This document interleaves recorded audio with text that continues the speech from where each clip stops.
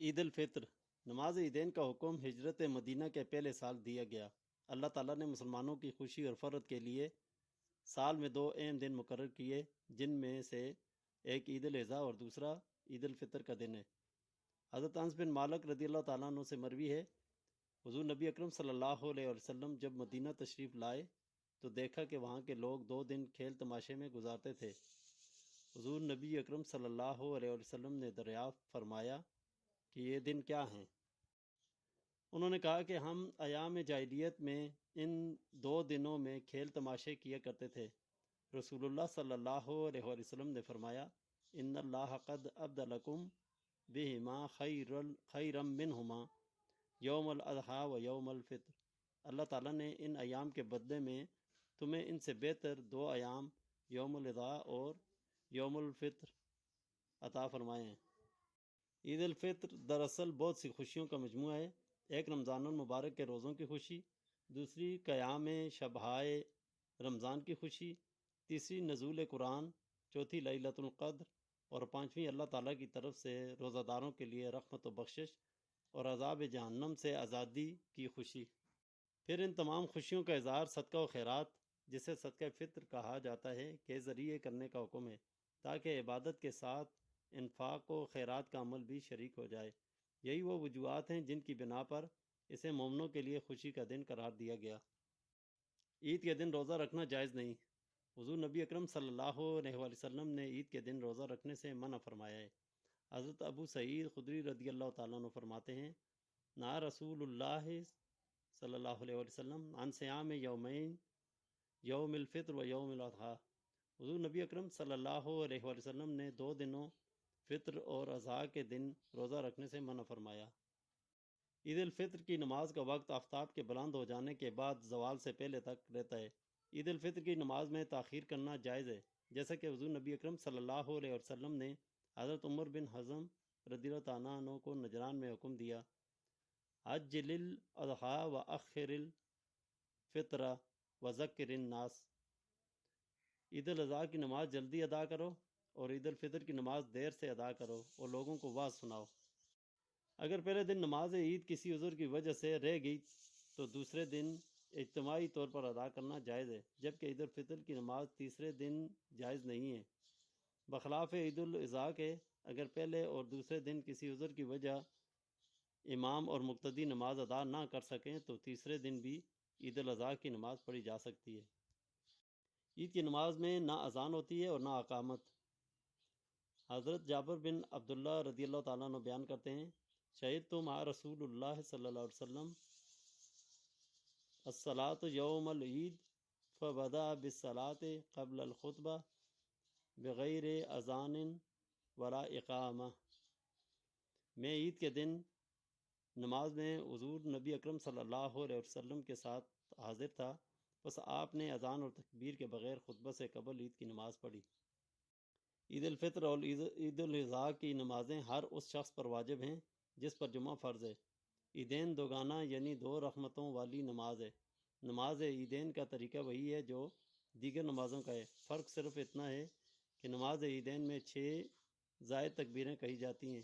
امام تکبیر تحریمہ کے بعد ثنا پڑھے، پھر ہاتھ اٹھا کر 3 تکبیریں کہے، تیسری تکبیر کے بعد ناف کے نیچے ہاتھ باندھ لے، مقتدی بھی ایسا ہی کریں، پھر امام تعوذ و تسمیہ کے بعد جہراً قرأت کرے۔ قرأت کے بعد حسب معمول رکوع و سجود کیے جائیں، پھر دوسری رکعت شروع ہوگی، امام قرأت کرے، قرأت کے بعد 3 مرتبہ ہاتھ اٹھا کر تکبیریں کہے، مقتدی بھی اس کے ساتھ ایسا ہی کریں اور چوتھی مرتبہ امام ہاتھ اٹھائے بغیر تکبیر رکوع کرے، مقتدی بھی ایسا کریں۔ اس طرح 2 رکعت نماز مکمل کی جائے گی۔ نماز عیدین کا وقت آفتاب کے بلند ہو جانے کے بعد زوال سے پہلے تک ہے۔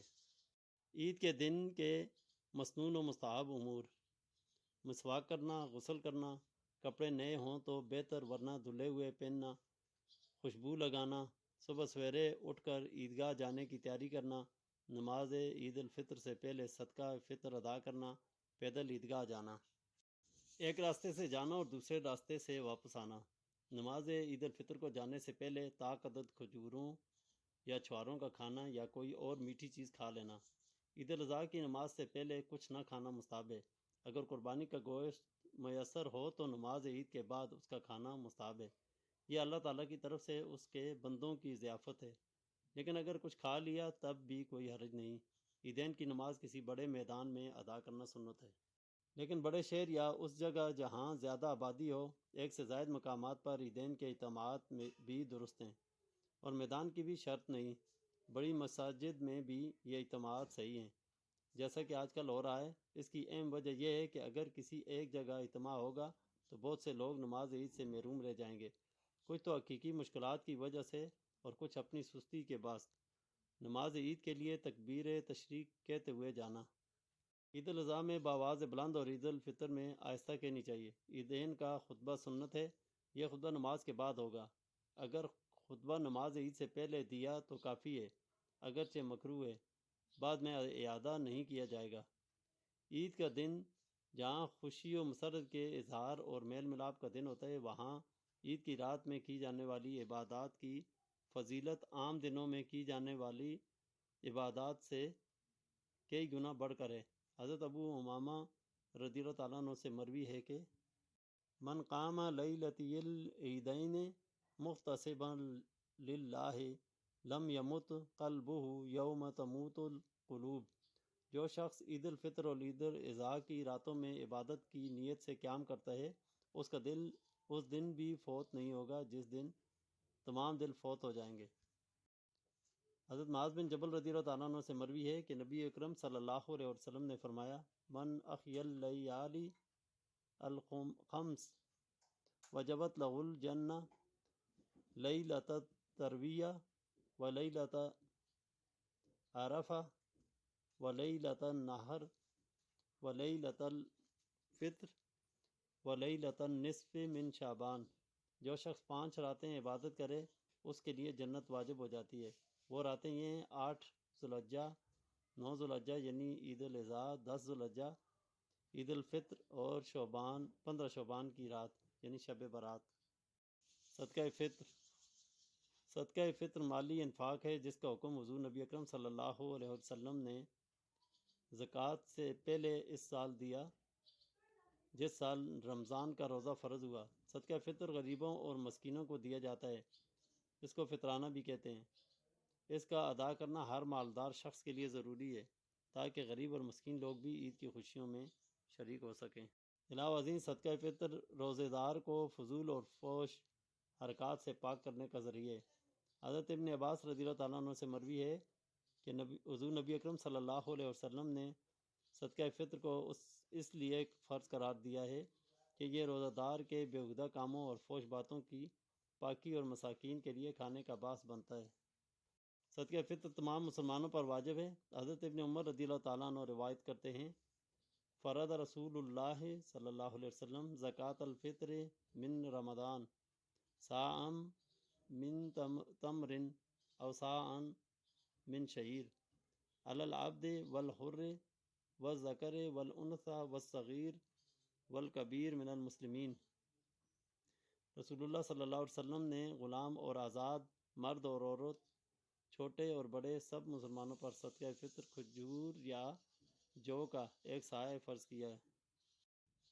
اسی طرح حضرت ابو ہریرہ رضی اللہ تعالیٰ عنہ سے روایت ہے کہ رسول اللہ صلی اللہ علیہ وسلم نے فرمایا، صدقہ فطر ہر توانگر پر واجب ہے۔ شرع کی روح سے توانگر ایسے شخص کو کہتے ہیں جس پر زکوٰۃ واجب ہو یا اس پر زکوٰۃ تو واجب نہ ہو لیکن اس کے پاس ضروری اسباب جیسے گھر، کپڑے اور گھر کا سامان وغیرہ ہو تو جتنی قیمت پر زکوٰۃ واجب ہو جاتی ہے، خواہ وہ تجارت کا مال ہو یا نہ ہو، اور خواہ اس پر سال گزرے یا نہ گزرے، ایسی صورت میں اس شخص پر صدقہ فطر ادا کرنا واجب ہے۔ صدقہ فطر کی ادائیگی کا افضل وقت عید کی صبح صادق کے بعد اور نماز عید سے پہلے کا ہے۔ حضور نبی اکرم صلی اللہ علیہ وسلم کا فرمان مبارک ہے کہ نماز کی طرف جانے سے پہلے زکوٰۃ فطر ادا کر لی جائے، لیکن اگر کوئی شخص صدقہ فطر کسی وجہ سے عید کے روز ادا نہ کر سکا اور بعد میں ادا کیا تو اس کا شمار قضاء میں نہیں ہوگا۔ صدقہ فطر کسی وقت بھی ادا کیا جائے وہ ادا ہی ہوگا۔ صدقہ فطر کے فوائد۔ صدقہ فطر ادا کرنے سے حکم شرعی پر عمل کرنے کا ثواب ملتا ہے۔ صدقہ فطر روزوں کی کمی کوتاہی سے پاک کرنے کا ذریعہ ہے۔ صدقہ فطر دینے سے عید کے دن ناداروں اور مفلسوں کی کفالت ہو جاتی ہے۔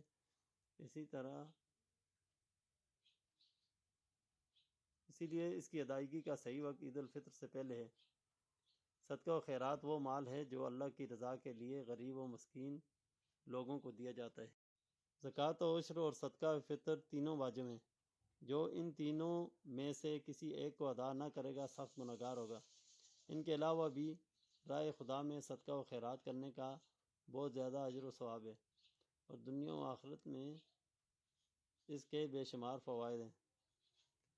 رمضان المبارک میں صدقہ و خیرات کی فضیلت کا علم ہمیں حضور نبی اکرم صلی اللہ علیہ وسلم کی متعدد احادیث مبارکہ سے ملتا ہے۔ حضرت انس بن مالک رضی اللہ تعالیٰ عنہ بیان کرتے ہیں کہ حضور نبی اکرم صلی اللہ علیہ وسلم سے پوچھا گیا، کون سا صدقہ افضل ہے؟ آپ صلی اللہ علیہ وسلم نے فرمایا، رمضان میں صدقہ کرنا افضل ہے۔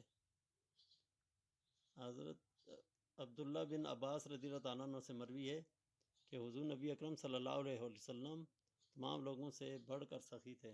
رمضان میں جب حضرت جبرائیل امین علیہ السلام کی آپ صلی اللہ علیہ وسلم سے ملاقات ہوتی تو آپ صلی اللہ علیہ وسلم بہت زیادہ سخاوت کیا کرتے تھے۔ حضرت جبرائیل علیہ السلام کی ملاقات کے وقت تو آپ صلی اللہ علیہ وسلم سخاوت میں تیز ہوا کے جھونکے سے بھی بڑھ جاتی۔